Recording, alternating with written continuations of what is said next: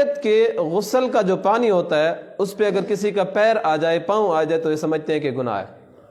ایسی بات نہیں ہے. اور اس کے لیے ایک کھڈا کھودنا ضروری سمجھتے ہیں، نالی بنانا ضروری سمجھتے ہیں. نہیں، بلکہ اگر نالی کے اندر پانی بھی چلا جائے یا ایسی جگہ پہ میت کو غسل دیا کہ پانی کسی دوسری طرف چلا گیا، تو اس کے لیے کھڈا کھودنا ضروری نہیں ہے. 12واں مسئلہ ہے کہ پڑوسی بھی انتظار کرتے ہیں کہ جب تک ہمارے پڑوسیوں کی میت کو اٹھا کر قبرستان نہیں لے جائیں گے، اتنا تک ہمارے لیے کھانا کھانا جائز نہیں ہے. ان 2 مسئلوں کے بعد آپ تھوڑی سی تفصیل سمجھیں.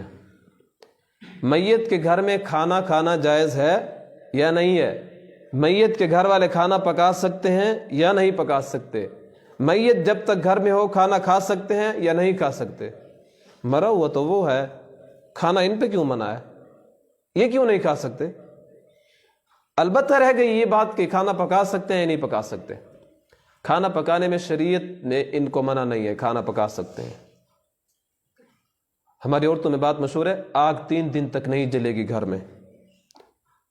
اور اب تو حد ہو چکی ہے. اس دن ہمارے محلے کے اندر ایک شخص فوت ہوا، سردیوں کا موسم تھا، تو ایک عورت نے اپنے بچے کو کیا کرنے کے لیے، گرم رکھنے کے لیے آگ جلائی، تو عورتوں نے اسے منع کیا، آگ نہ جلاؤ، میت کے گھر میں آگ نہیں ہوتی. عجیب بات ہے. یہ جو منع ہے نا، منع بھی نہیں ہے. اگر گھر کے اندر کوئی مہمان آ گیا، ضرورت پیش آ گئی، تو گھر کے اندر کوئی چیز پکائی جا سکتی ہے. البتہ پڑوسیوں کا حق بنتا ہے کہ میت والوں پر ایک غم کا عالم ہوتا ہے، اس وقت کھانا پکا کر ان کے ہاں پیش کیا جائے. یہ محلے والوں کا اور پڑوسیوں کا حق بنتا ہے. اور ایک دن سنت ہے، ایک دن سنت ہے، صرف ایک دن. 3 دن مستحب ہے، 3 دن سے زیادہ نہیں ہے. اور یہاں پہ بھی ایک بات یاد رکھیں، اکثر مواقع پہ میرے دل میں یہ بات آتی ہے کہ اس مسئلے کو کھل کے بتاؤں، لیکن جب بھی اس کو بتانے کی کوشش کرتا ہوں کوئی نہ کوئی میت ہو جاتی ہے. پھر اس ڈر سے کہ یہ نہ سمجھیں کہ ہمارے لیے اس نے مسئلہ بیان کیا، میں اس مسئلے کو چھوڑ دیتا ہوں. کہیں گے کہ ہمارا یہ میت ہوئی ہے تو پھر مسئلے کی وضاحت کر دی. تو اب کھل کے مسئلہ سن لیں. جو میت کے لیے کھانا لایا جاتا ہے وہ کھانا صرف میت کے گھر والوں کے لیے ہوتا ہے. حضرت جابر رضی اللہ تعالیٰ عنہ کے گھر والے، حضرت جابر رضی اللہ تعالیٰ عنہ فوت ہوئے تو گھر والے پریشانی کے عالم میں تھے. رسول اللہ صلی اللہ علیہ وسلم نے فرمایا صحابہ کرام سے کہ حضرت جابر رضی اللہ تعالیٰ عنہ کے گھر والوں کے لیے کھانا پکا دو، یہ غم میں ہے. اس کے بعد 3 دن کا ذکر نہیں ملتا. 3 دن اگر دیں تو مستحب ہے. اور یہ کھانا کون کھائے گا؟ پہلے دن تو جو میت کے دور کے رشتہ دار آئے ہوئے ہیں وہ کھا سکتے ہیں اس کھانے کو، جو کھانا دوسرے لوگ پکا کر میت کے گھر دیتے ہیں. جب سسرا کی کوڑی روٹی رکھ دیں، یہ میت کے گھر والے اور دور سے جو رشتہ دار آئے وہ کھا سکتے پہلے دن. اس کے بعد ہاں محلے والوں کے لیے کھانا جائز نہیں ہے. یہ کھانا جو میت کے گھر والوں کو دیا جاتا ہے، محلے والوں کے لیے کھانا جائز نہیں ہے، یاد رکھیں. اس کے بعد بھی جو دیا جاتا ہے 2 دن تک، دوسرے دن جو دور سے رشتہ دار آئے ہوئے ہیں ان کو میت کے گھر زیادہ نہیں رہنا چاہیے. اگر رہیں تو کھانے کا خود بندوبست کریں، یہ کھانا نہ کھائیں. یہ کھانا صرف میت کے گھر والوں کے لیے 3 دن تک. ہمارے یہاں تو اب رواج بن چکا ہے، پوری محفلیں ہوتی ہیں، پوری دعوتیں ہوتی ہیں، 10 12 تھال بن جاتے ہیں اور ان کے گھر میں قطاریں ہوتی ہیں. تو اس لیے اب کوئی دعوت کر بھی نہیں سکتا، کوئی غریب اس کا کھانا تیار بھی نہیں کر سکتا. ایک بندہ اس دن مجھے کہہ رہا تھا کہ کوئی بندہ فوت ہوا تو میں اس کی روٹی کرنا چاہتا تھا، تو میں نے ایک دمبا 20,000 کا خرید کر اس کو دے دی. تو جب رواج اپنائیں گے نا پھر یہ سختی ہمارے اوپر آئیں گی. شریعت نے کب کہا ہے کہ تم دمبے دو؟ جو گھر کے اندر کھانا تیار ہے، جو خود کھاتے وہی تیار کرو، ان کے گھر میں دے دو. وہ یہ نہیں کھا سکتے. اتنے زیادہ تھال تیار کیے جاتے ہیں، پھر وہ میت والے بھی مجبور ہو جاتے ہیں کہ یہ روٹی ضائع ہو جائے گی. پھر وہ محلے والوں کو بلا کر کہتے ہیں آج دوپہر کا کھانا آپ نے ہمارے پاس کھانا ہے. گویا ایک دعوت ہے، جنگ شروع ہوئے جی میں روٹی اثر گل خاص ہو گئی.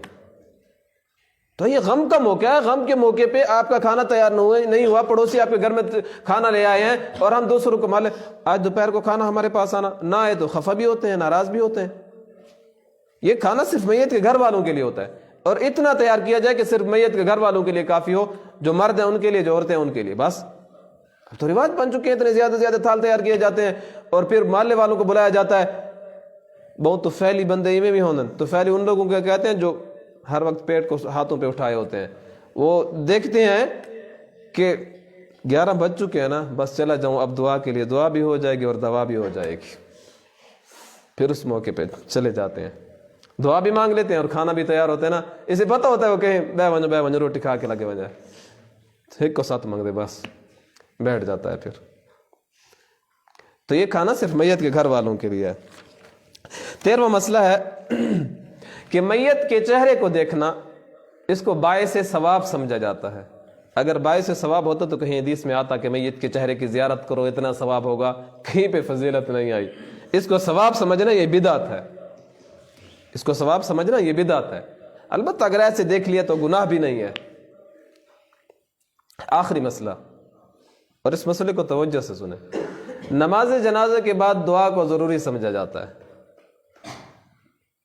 پہلے تو اس بات کو دل کے کانوں سے سن لیں، نماز جنازہ کے بعد دعا ہے، لیکن کہاں پہ ہے؟ قبر پہ ہے، اسی جگہ پہ نہیں ہے جہاں پہ جنازہ پڑھا گیا، اسی جگہ پہ دعا نہیں ہے۔ ابھی کچھ عرصہ پہلے ایک دیہات کے اندر فوتگی ہوئی تو ہمارے استاد تھے، انہوں نے نماز جنازہ پڑھائی، تو جنازے کے بعد فوراً جنازے کو میت کو اٹھا لیا گیا۔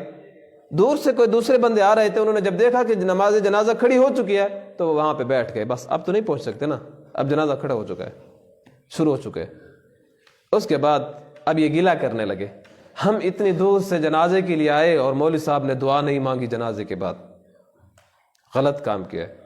تو ایک بندہ سمجھدار تھا، ان کے پاس گیا، کہا آپ جب جنازے کے لیے آئے تو ادھر کیوں بیٹھ گئے؟ پرتے لٹ دے اتنے بہ گئے اتوں کو دیکھ درن پہ جنازہ شروع ہوئے تھے، دیکھ دے بیٹھے وہ اتنے ہی ویسو تھا، سر کو لترا تکبیر رہا ہے ویسن تکی میں پڑھسوں، یہ پتہ کون ہے ان مسئلہ۔ تو اس بندے نے کہا آپ کو پتہ ہے آپ وہاں پہ کیوں بیٹھ گئے؟ کہا ہم نے جب دیکھ لیا کہ جنازے شروع ہو چکے ہیں تو ہم نے کہا وہاں پہ جائیں گے تو 2-3 تکبیریں ہو جائیں گے، ہمارا فائدہ کیا؟ تو اس بندے نے کہا جی ریٹم تو سب کو اتنا کو نہیں پتا کہ اگر ایک 2 تکبیرہ بندہ رہ ونجے تو ان دے بعد اگو تے جنازہ کیوں پڑھسی تے الیں دے تو سمولی دے خلاف پاوے بے جنازے دے بعد دعا نہیں منگی، چپ بس خاموش۔ اب اتنا پتہ نہیں ہے کہ جنازے کی 1 تکبیر رہ جائے تو پھر میں جنازہ کیسے پڑھوں گا، 2 تکبیریں رہ جائیں کیسے پڑھوں گا؟ اب جنازے کے اندر شریک نہیں ہو سکتے، اس کے خلاف بول رہے ہیں، عالم کے خلاف بول رہے ہیں کہ جنازے کے بعد دعا نہیں مانگی۔ تو سب سے پہلے بندے کو اتنا علم تو ہونا چاہیے نا، اتنا علم تو ہونا چاہیے۔ ہمارے استاد نے ایک دفعہ جنازے کی نماز جنازہ پڑھائی، سامنے میت رکھی ہوئی ہے، تو جب صفیں بن گئیں تو ایک شخص صفوں کو چیرتا ہوا آگے آیا اور ہمارے استاد کے کان میں کہا استاد جی مجھے نماز جنازہ نہیں آتی، 3 دفعہ سورۃ اخلاص پڑھ لوں؟ یہ عالم ہے، یہ حالت ہے ہماری کہ باپ فوت پڑا ہے اور بیٹے کو نماز جنازہ نہیں آتی۔ کم از کم یہ بنیادی مسائل، بنیادی چیزیں تو ہم کو سیکھنی چاہیے۔ تو میں کہہ رہا تھا کہ جنازے کے بعد دعا ہے، لیکن جنازے کے فوراً بعد نہیں ہے، وہاں قبر پہ ہے۔ حدیث شریف کے اندر آتا ہے کہ جب جنازہ کے لیے لوگ جاتے ہیں، جنازہ پڑھ لیتے ہیں تو ان کو 1 قرات کا ثواب ملتا ہے، احد پہاڑ کے برابر ثواب۔ اور اگر جنازے کو اٹھا کر میت کو لے کر قبر کے اندر رکھ دیں اور قبر میں دفن کرنے کے بعد پھر قبر پہ دعا مانگی جائے اور اس دعا میں جو بندہ شریک ہو جائے اس کو 2 قراتوں کا ثواب ملتا ہے، 2 احد پہاڑوں کے برابر ثواب ملتا ہے۔ کچھ غلطیاں ہماری بھی ہوتی ہیں، میں اپنی غلطیاں تسلیم کرتا ہوں، جو ہمارے معاشرے میں غلطیاں ہوتی ہیں نا ان کو تسلیم کرتا ہوں کہ ہمیں ماننا چاہیے کہ کچھ غلطیاں ہوتی ہیں، ہماری رہنمائی غلط ہو جاتی ہے لوگوں کی۔ جڑے جلدی چ لوگ ہوندے نا، جلدی جلدی اتنا دعا منگو جب بہت اپنے کم ہوندے نا، اتنا دعا منگو چا، وہاں پہ پھر دعا ہو گئی جنازے کے بعد، جو اصل دعا تھی وہ دعا ہم سے رہ گئی۔ یاد رکھیں جہاں پہ بدعت شروع ہو جاتی ہے، بدعت کہتے ہیں دین میں نیا کام شروع کرنا، جو صحابہ سے، تابعین سے، تبع تابعین سے ثابت نہ ہو اس کو ثواب سمجھ کے کرنا۔ جہاں پہ بدعت شروع ہو جاتی ہے پھر وہاں پہ ایک سنت اٹھا لی جاتی ہے۔ ہمارے علاقے میں یہ بدعت شروع ہوئی تھی، جنازے کے فوراً بعد دعا، تو سنت ہم سے رہ گئی تھی، قبر کے اوپر کوئی بندہ دعا مانگنے کے لیے کھڑا نہیں ہوتا تھا، وہ اٹھ گئی ہم سے سنت۔ اصل دعا تو وہ ہے، وہاں پہ نہیں ٹھہر سکتے تو بس چلو، بس جنازہ پڑھ لیا، آدھا ثواب، 1 قرات کا ثواب آپ کو مل گیا ہے، آپ نے اس کا حق ادا کر دیا، کیونکہ مسلمان کے مسلمان پر حق جو ہیں حقوق، ان میں سے ایک حق یہ بھی ہے جب فوت ہو جائے اس کے نماز جنازہ کے لیے جاؤ، ایک حق تو اس کا ادا ہو گیا۔ اب اگر آپ اس کی قبر تک جانے کے لیے زحمت نہیں فرما سکتے، قبر تک اس کے دفن ہونے تک کھڑے نہیں ہو سکتے، قبر تک چلے جاؤ، لیکن یہ اپنی طرف سے مسئلے نہ نکالو کہ جنازے کے بعد دعا ہے اور پھر حوالے دیے جاتے ہیں فلاں فلاں فلاں۔ تو نماز جنازے کے بعد فوراً دعا نہیں ہے، قبر پہ ہے، قبر پہ مانگیں۔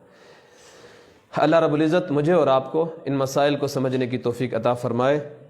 وآخر دعوانا ان الحمد للہ رب العالمین۔